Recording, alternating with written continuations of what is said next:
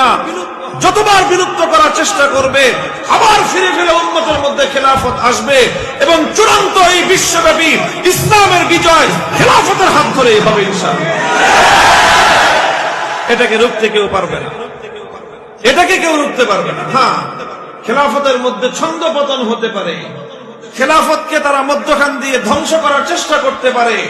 যতবার তারা ধ্বংস করার চেষ্টা করবে ইনশাআল্লাহ আল্লাহর নবীর রেখে যাওয়া এই আমানত, হাজার হাজার পয়গম্বরের এই নেতৃত্বের আমানত, উম্মতের এই খেলাফতের এই আমানত আবার মাথাচাড়া দিয়ে উঠবে।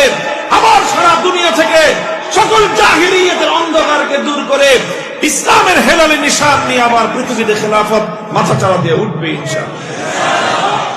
আলেমরা ছাড়া উম্মতের কাঙ্ক্ষিত এই নেতৃত্ব অন্য কেউ ফিরিয়ে আনতে পারবে না।